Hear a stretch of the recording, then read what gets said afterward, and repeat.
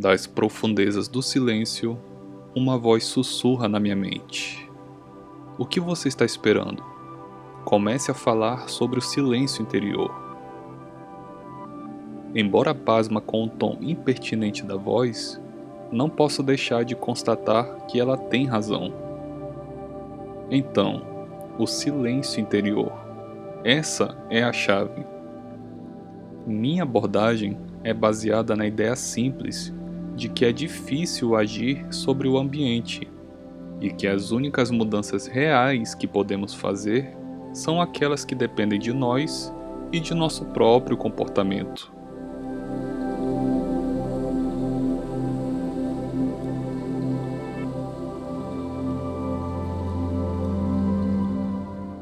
Você provavelmente já ouviu a famosa oração da serenidade, que diz assim: concedei-me, Senhor, a serenidade necessária para aceitar as coisas que não posso modificar, coragem para modificar as que posso e sabedoria para distinguir umas das outras. Então, partindo desse princípio, se não podemos calar o nosso vizinho às 2 da manhã ou diminuir o volume dos nossos filhos quando brincam, podemos mudar a nossa percepção da situação, ou mudar de casa, ou até vender os nossos filhos. Quer dizer, isso não, acho que isso é proibido por lei. O caminho da sabedoria reside, portanto, no desenvolvimento do silêncio interior, que nos permite ficar em paz nas situações tensas, em meio a universos sonoros sobrecarregados ou durante as crises emocionais. Então, em que consiste o silêncio interior? Voltemos ao exemplo do vizinho barulhento, um caso clássico que costuma tirar qualquer um do sério. Diante dos vizinhos mal educados, a prática do silêncio interior consiste em recobrar a calma, aprendendo, por exemplo, a esquecer as imagens mentais de seu vizinho querido que faz de tudo para estragar a sua vida. Ignorar aquela voz interior que lhe diz: vou mostrar a ele do que eu sou capaz. Observar a sensação de raiva, humilhação ou impotência que surge nesse tipo de situação e, depois de reconhecê-la, deixá-la ir.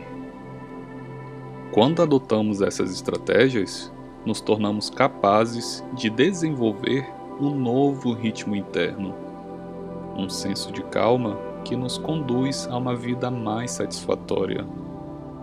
Os exercícios para aprender a acessar o silêncio interior envolvem diferentes esferas de percepção: os olhos, os ouvidos, que são por meio das palavras, e o corpo.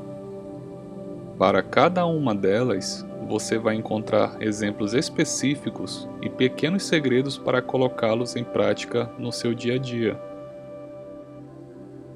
Vou contar então alguns benefícios de uma vida mais silenciosa. São muitos, mas muitos benefícios. Permita-me mencionar apenas alguns deles. Uns dizem respeito ao nosso bem-estar, outros à nossa vida social, outros a nada menos do que a paz no mundo. O segredo para isso é afastar-se e centrar-se de novo. Observar o silêncio nos permite adotar outro ritmo, mais lento, mais equilibrado, diante da agitação ambiente.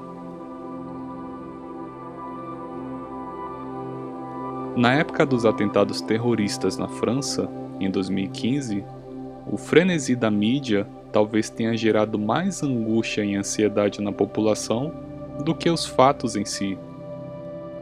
Acompanhamos a prisão dos terroristas em tempo real em todos os canais de televisão.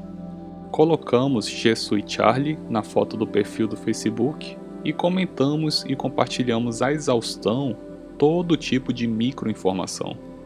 Nas semanas que se seguiram, eu fui bastante procurada como hipnoterapeuta por pessoas com dificuldade para dormir. Todas elas apresentavam o mesmo problema: Tinham passado dias inteiros ligadas nos meios de comunicação para não perder nenhum detalhe. As imagens que haviam absorvido, as mensagens divulgadas em looping nas redes sociais, tudo aquilo tinha ficado tão profundamente gravado nelas que uma nuvem negra e aterradora as impedia de seguir adiante.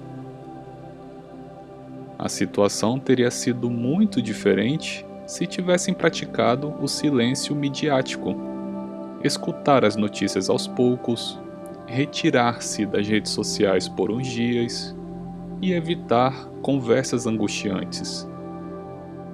Essas são apenas algumas medidas de sobrevivência mental que eu recomendo aos meus leitores, em caso de situações trágicas com intensa cobertura da mídia.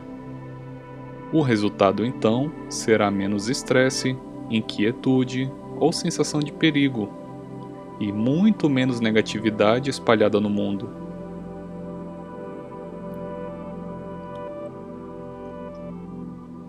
O silêncio deliberado e a fuga da agitação à nossa volta nos permitem dar um passo atrás e analisar melhor a situação, evitando assim a tendência de seguir cegamente as análises da mídia ou de outros especialistas, entre aspas, cuja imparcialidade costuma ser bastante discutível.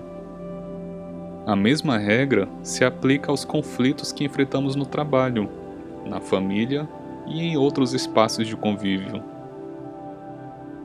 Então, para finalizarmos, observar o silêncio significa, por exemplo, esperar antes de responder a um e-mail desagradável, ou respirar fundo antes de reagir a algo que nos incomoda.